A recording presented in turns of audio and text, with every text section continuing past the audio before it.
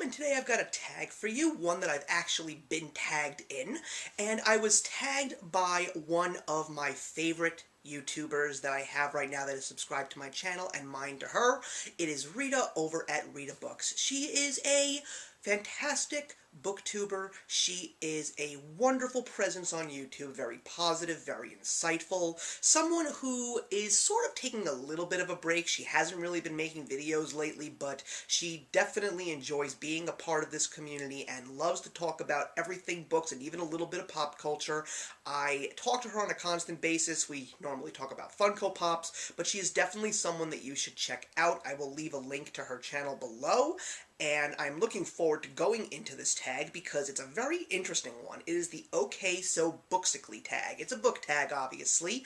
I don't really know exactly what it's going to be recepted as because I definitely have some very unique takes on these questions. I don't even know if I'm going to be able to answer some of these properly, but I think it's going to be a very interesting piece of insight into my personality, and that's one of the good things about tags. It's always about getting to know people here in the community and seeing what it's all about, and of course we always have great conversations in the comments. So I've got my questions right over here. I'm looking forward to answering them, and let's begin. The first question is, tell us about your blog/channel name and your real name. Okay, well, my name is Steve, just in case you didn't know yet. There are still some of you that just call me the Lawn Gnome, but if you want to call me Steve from the Lawn Gnome or Steve over at the Lawn Gnome, that is always great too. The story of my YouTube name is a great one. It has been asked about so many times, especially when I've done Q&As. I just recently talked about the origins on a live show that I did over at Rum and Apples. It was a very fun time. I hope to do some more interviews with him again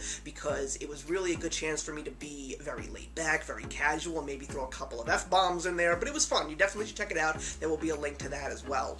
The story goes as this. In 2002, I was a senior in college, and my best friend, who actually I have mentioned on this channel, the notorious Mr. Beagle, he is the person that helped me get started from an editing standpoint here, and he and his friends were doing this stupid little student type of film. It was called Fans on the Run.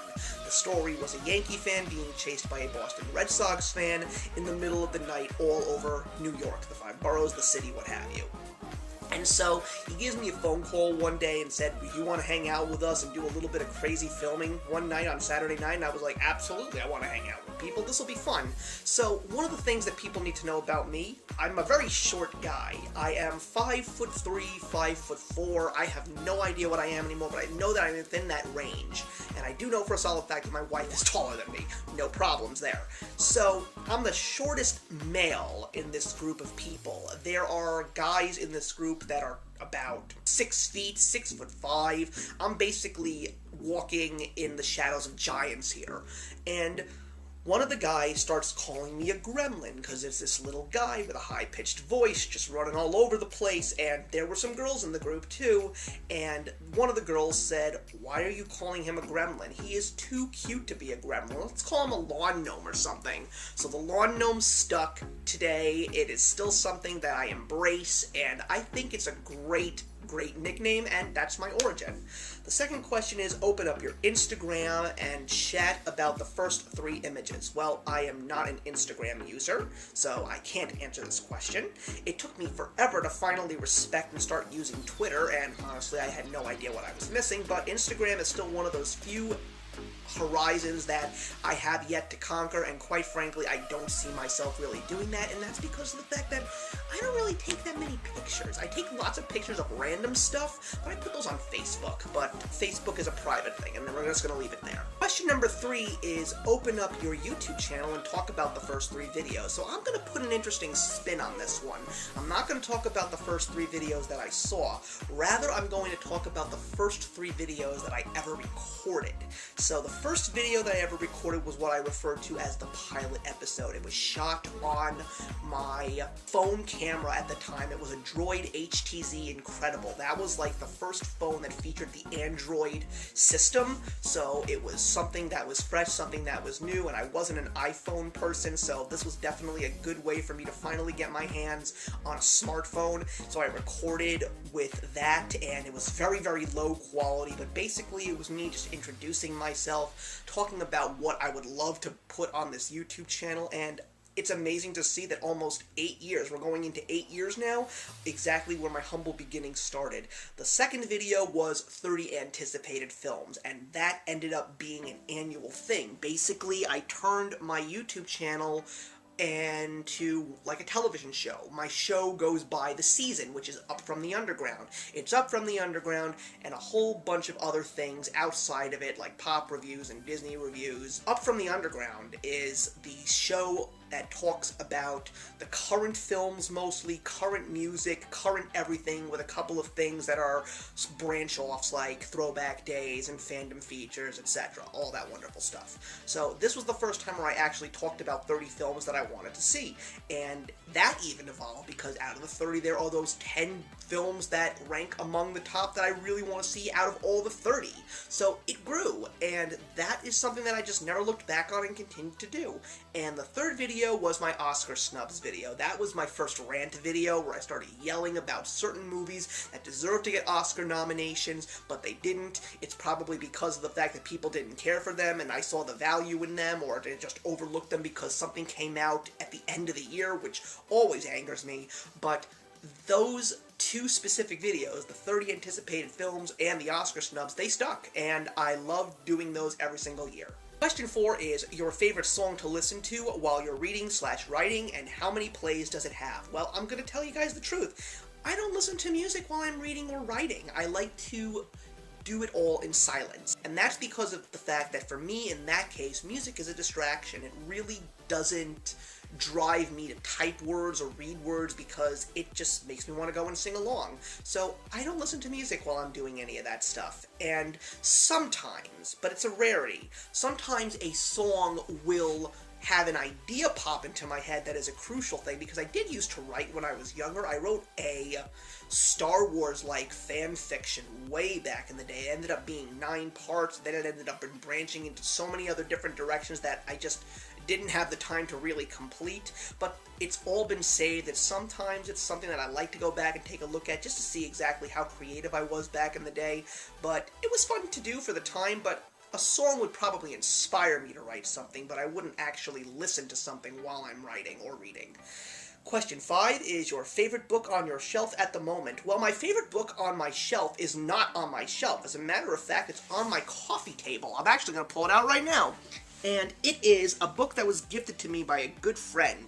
It is Mythology, DC Comics artwork by Alex Ross. Now, Alex Ross is one of my all-time favorite comic book artists because of how he draws these characters. He doesn't draw them in an animated or comic strip-like standpoint. He actually paints them to make them look like real people. So it's as if real superheroes were actually running around the streets that we live on. I mean, look at this beautiful picture of Batman. It's absolutely gorgeous. And there's so many other things that are here in this book. I'll show you another really good one. Here is a fantastic picture of Wonder Woman.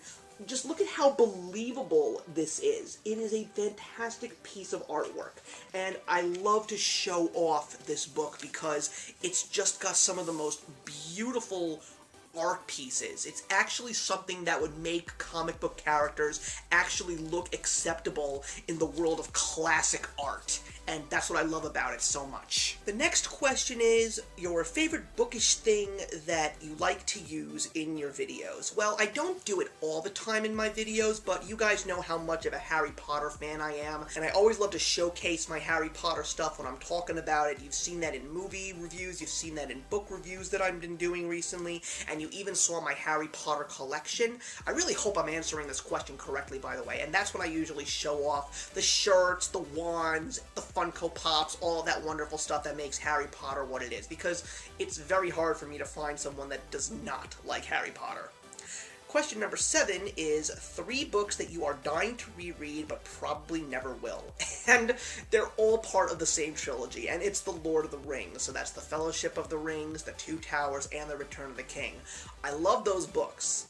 I have read them numerous times. I even took a class in college that based itself around Tolkien literature, but I can't reread these books. And that's because of the fact that I love those extended editions of those films so damn much. They are just perfect, and I think they're better than the books. So as long as those wonderful extended editions of those 3 films exist, and that of course includes the 3 films that became the Hobbit trilogy based on one tiny little adventure book, they're just great films, and I just cannot stop watching them. It is so hard for me to read those books again.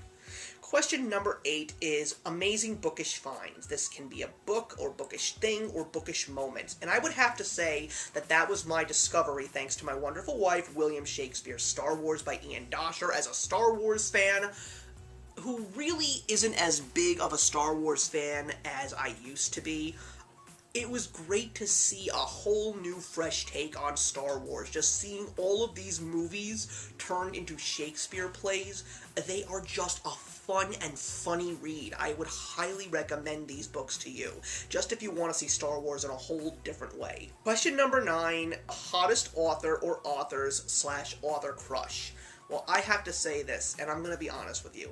I don't care about what authors look like. I just care about what they write. I never had a crush on any major author. I don't have a crush on any author right now. I never really had any crushes on celebrities in general. It's just because of the fact that these were people that, to me, were just great celebrities that did what they did in their craft, and they were people that I was probably never going to have an opportunity to meet, let alone shake a person's hand. Have I met celebrities? Yes, I have. But is it something that I actually plan to do? No. It just happens out of the blue. So I never really looked at people in the entertainment field, and that includes books, as sex objects. I never had. I mean, what the heck do you want me to say? I went to BookCon. I thought Marie Lou was cute because I had a case of the yellow fever? No, I'm not going to do something like that because it's not true. I had crushes on real women in my life. That was people that I was in school with, people that I knew in my neighborhood. My wife is the most beautiful woman to me, and that's because of the fact that she is someone that I was able to physically meet, physically encounter, and now we're married and we are having a good life, a life that is bound to get better as well as time goes along, which is exactly what a marriage should be, and I am very happy about that. And that's pretty much the Ok So Booksically tag. Rita, I just want to say thank you very much for tagging me, and now it is time for me to tag a couple of people. And I'm going to tag 3 of my newer subscribers. Actually, some of them are not so new, some of them have been around for a little while, but one of them is someone who has been a subscriber for me for a while, but we never really got a chance to really become friends until now. So I am going to be tagging Courtney from the Courtagonist, I'm going to be tagging Rebecca over at Hummingbird Books, and Krista over at the Bookish Porcupine. So thank you very much for watching, everybody. Please put your comments in the box below, and I'd love to hear what you guys have to say. And I'm looking forward to the next tag video, whenever that may come around. I'll see you in the next one. Hey, thank you so much for stopping by my channel today. If you're new here and want to see more of what my channel has to offer, please click on the link to my last video, or hit that subscribe button to be kept up to date with all of my uploads. Content of all sorts is posted here quite often, so trust me, you do not want to fall behind. I will see you in the comments, and actions speak louder than words.